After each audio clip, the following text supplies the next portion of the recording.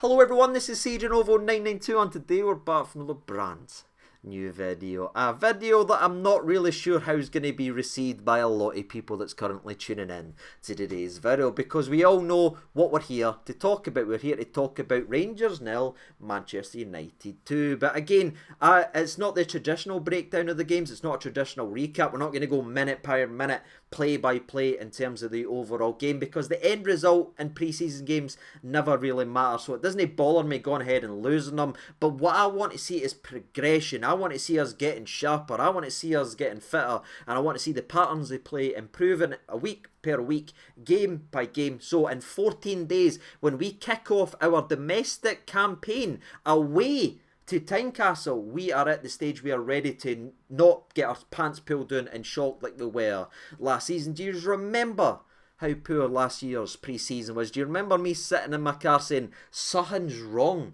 right here, it's really poor, and everyone was complaining how negative I was being, and you were shouting at me, and I get why, because you want me to be here and positive and have fun and have jokes.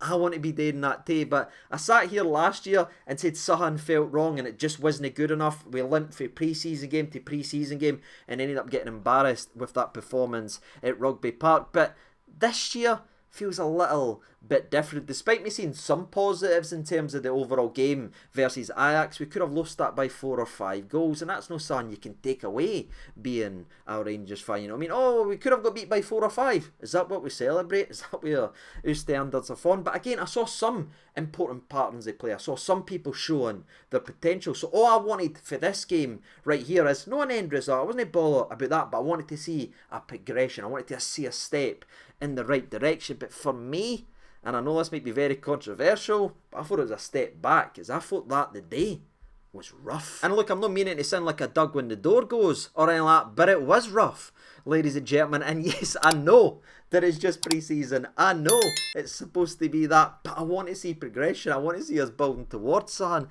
I never really saw much. Now, you could make an argument, especially in the first half, when you look at the values of some of those Manchester United players. The likes of Onana cost more than the entirety of Scottish football put together. That's quite scary. What's also scary is the fact that Mason Mount is on £250,000 a week, which is about the combination of probably Rangers and Celtic together. So you can look at those things, but again, they're only 2 players. I think they had 4 overall starters. One of them was a 5 times Champions League winner, but Jamie Carragher apparently has told them that he's finished. But the rest of the team was a mixture of reserves and youth players, especially in the first half. And then in the second half, they went ahead and made 10 changes and played pretty much an entire youth squad besides the actual goalkeeper, and we still couldn't overcome that. We lost both halves 1-0, and we lost to Man United's under 18 squad in the second half, where we played our starters that are for 75 minutes at least, that are probably going to be starting and kicking off our campaign in 14 days. That's rough, ladies and gentlemen. That is quite scary to actually put into that perspective. I mean, Tom Lawrence played for Manchester United about 15 years ago, and he's got more appearances in the Man United shirt than the majority of that second half team that genuinely strolled it against us. And that's no nice to say. That's no what I want to be saying. I can accept getting beat of Man United's first team or a wee bit of their 18 or that if you want, but the way they strolled it around and carved us open and beat us in the second half with their youth team isn't exactly inspiring. And that's how I want to feel in a summer that is filled with negativity and questions and people feeling deflated. We need to see more than what we're actually seeing. And I guess where you can look at parts of this game is, again, like Ajax, I saw wee bits of pattern in play. I thought Diamandi was bright for most of it. I thought Baron again's ability to win and nip the ball is exciting to me as a Rangers fan. His distribution was a little bit off the day, but we can forgive that because, again, he's getting in the right positions, he's trying the right things, he'll get better with that. It was great to see Oscar Cortez, for instance, back in. I know a lot of people was kind of hitting the panic button and saying, oh my God, did you see that when he was running down the left-hand side and he seemed to freeze and not pick the right choice? Where I'm going to talk about the likes of Wright and Dessers and be disappointed in their overall play, I think we can make an exception for the likes of Oscar Cortes because, not me being favouritism or bias, or maybe it is, but the way I see it is he's been out for so damn long with an injury, ladies and gentlemen. We can forgive him for not reaching the previous high standard that he's shown already in a Rangers top in his first couple games back in terms of playing competitive football. So for me, it was a positive to see Oscar Cortes. He wasn't great in the game, but it's a step in the right direction, and I can get excited by that because he's still relatively new and wet behind the ears. It's the other more experienced players, established players making the same mistakes, conceding the same goals, getting beat the exact same way is where I feel like the negativity starts to kick in, because I feel like if the season started this weekend or started in the next game, whatever, with the team that we have collectively put together right now on the books, I didn't think it's good enough, ladies and gentlemen. And you know me, I'm not normally one of the most overly positive, optimistic human beings on the surface, you know what I mean? There's a lot of people that's been beat down with Rangers over the years, but I'm normally always up there. But I'm looking at centre-halves that can't win a header again. Ben Wheatley or something like that, sorry if I'm mispronouncing your names. He is an 18-year-old youth player for Manchester United. He absolutely massacred both Ben Davies and John Souttar. John Souttar's future captain of this club. Ben Davies goes $3.5 million. That was an 18-year-old looking like Drogba up against that. And he's made 3 substitute appearances so far for Manchester United and took our 2 starting centre-backs for a walk, bullying them and battering them in the air. That there is annoying, and I'm sorry if you feel like I'm being too negative about that, but I would love to know your thoughts and opinions truly if you can answer just this question, if that's all you want to get involved in the video. But how many years, if you've watched our pre-seasons or anything like that, or even early or any point Rangers team, have we had a conversation about needing 2 centre-halves that can get up there, win a header? We need a right winger at this football club as we're completely one-sided and the right-hand side is Guff, and we need a striker that score goals. Like, genuinely, I feel like Bill Murray, again, talking a groundhog troops as I'm sitting here saying the exact same stuff. We're talking about another pre-season in which we needed last year, that we needed the year before that. 5, 6, 7 years we have to go back to the last time we had a right winger. And truly, how do you break down when we had 2 dominant centre-backs in the air that can bully what we're going to be playing week in and week out in Scottish football? That's where it starts to frustrate me. Souttar and Davies isn't the answer. What do we play throughout the entire season besides bar, obviously, Celtic? That is one lump ball up to the big striker week in and week out. They can't deal with it. They're no new to the club. They're no this. They need to change the system. They just can't do it for us. They've all had opportunities, but there doesn't seem to be any movement in trying to improve the areas where we badly need improved, and that's at centre-half. And that's at the other end of the park. For everything good that the midfield tried today, and I'm not saying they were great or that today, but the wee moments that maybe Diamandi turned his man, or he won a slide tackle, or Barron got involved and he passed it here, they tried to play through balls, Lawrence being a wee bit clever. Every time they tried to get it forward. Oscar Cortes, who again, very rusty, so I'm not taking personal shots or that at him, but every good bit of play fell to Dessers and Wright, and what happened with the chances? They were blown and missed. And I think a perfect summary of this game and of this football club is before Manchester United's first goal in the day, what happened? There was countless opportunities on the counter-attack for Rangers that fell to Scott Wright and Dessers. We couldn't take either of them, and then it goes to Dessers playing a horrible pass in the middle of the park that Diamandi's raging at, Barron's raging at. You can see they're clearly frustrated that he's running about with cement in the old Timbies, but it's for that exact moment the counter, go forward and put the ball in the back of it brilliantly from Amad Diallo, the former Rangers player who wasn't deemed good enough to start a European final over the likes of Scott Wright. Still one of the most baffling decisions I've ever seen, how we handled and treated that laddie, but good to see he's bounced back and he's able to play at that level, because he absolutely taught our left back Big Jeff Day a lesson this evening, ladies and gentlemen, as he chased him down, ran him ragged, outside, inside, and really gave the young Brazilian a lesson today to learn. And when a guy is one-footed, he's going to cut inside to do it. But again, I'm not going to pick on the left back right now because he is still wrong. We're buying these players that again are wet behind the ears, that's played less than 30 games. They're going to need to be allowed to make mistakes so they can learn. Where my frustrations are with the players that are established or been here for years making the same mistakes and no learning. Am I making any sense?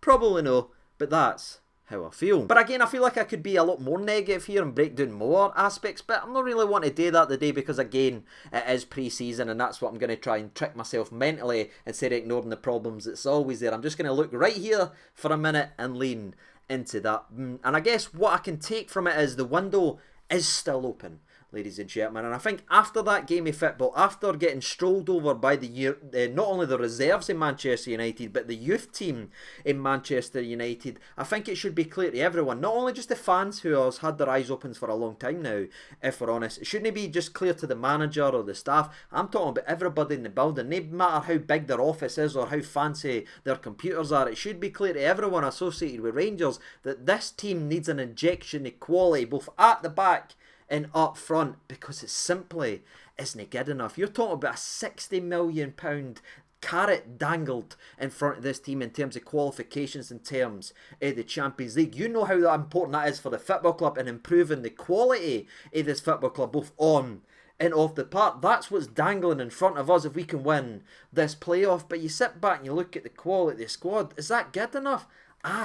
Didn't feel so. Even if we are up to speed. Why? Because the large majority of the squad I've watched fail to do that consecutively or consistently, I should say, and fail to reach the minimum requirements of being Rangers players year after year.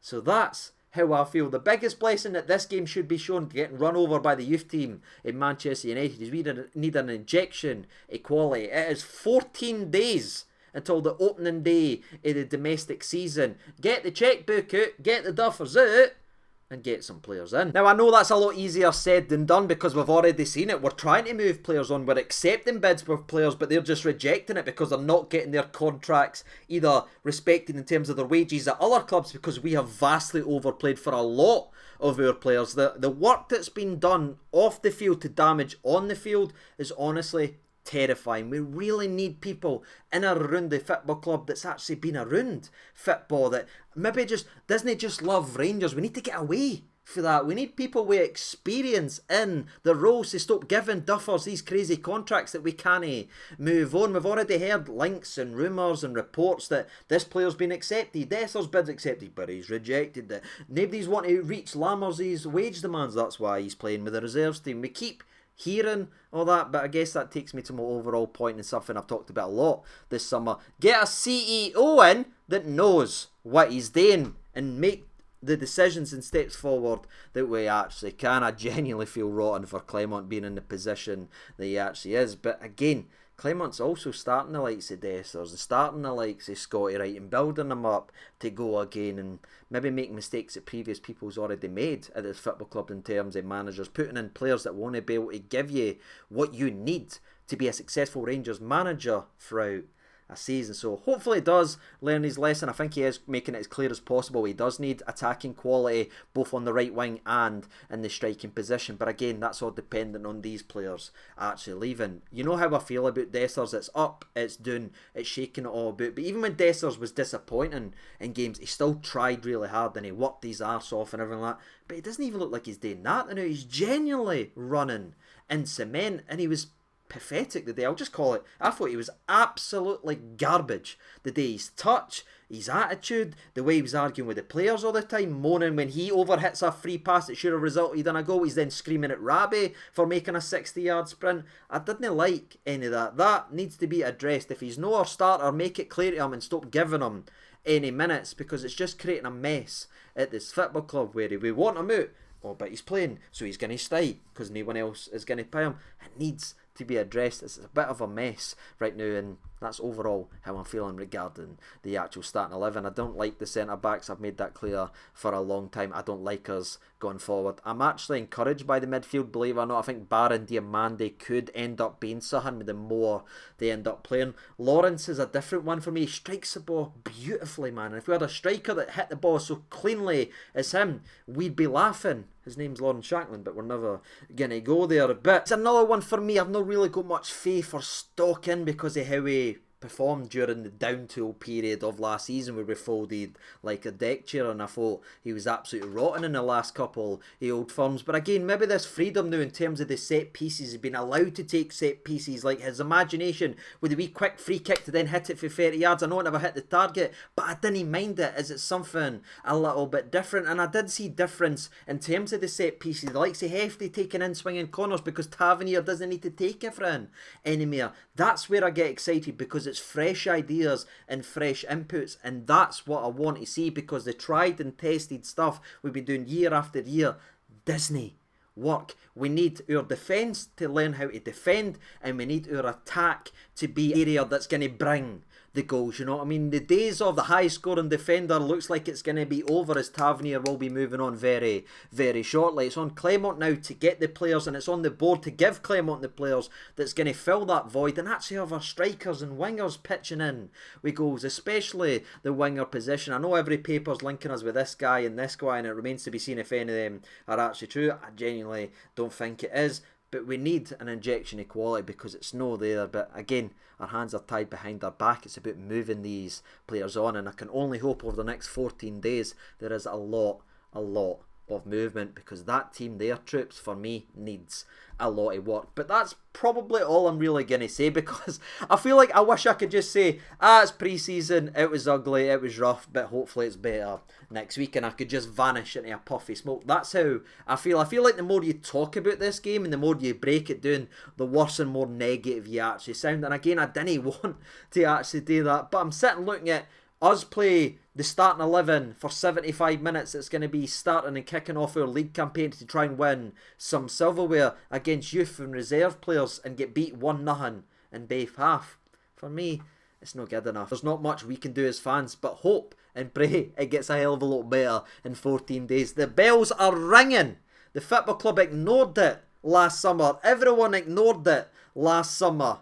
Let's not make the same mistakes this year and actually learn from our mistakes. And hey, I know you are all sad about this year and depressed and disinterested and everything like that, but all I will say is normally we're buzzing, singing chants and being buzzing about doing this and this, and we end up never winning what we want to win. Maybe now we're playing guff and everyone's disinterested in actually watching us play right now and where we're going as a football club. Maybe that means we're going to win the Champions League. You know what I mean? You just never ever know with this football club. But aye, let's get that first domino to fall. Let's get a few players out of this football club. Let's bring fresh ideas in, because it's not working. We need to learn from our past mistakes. Repeating the same mistakes, expecting different outcomes, is the definition of insanity, and we've done it too long. Please go and get a centre half that can header a ball, please, ladies and gentlemen. But that's all I've got to say. What about you? Let me know your comments. I can imagine it's going to be screaming at me for being negative, and I do apologise about that, but I just wanted to be honest. Hopefully in the next game I can sit and be celebrating and be buzzing, everything like that, but it needs to be a hell of a lot better than that. What about you? Let me know your thoughts and opinions down there in the comment section below. Until next time, I've been CJ92. Thank you so much for watching. All the best, and bye-bye.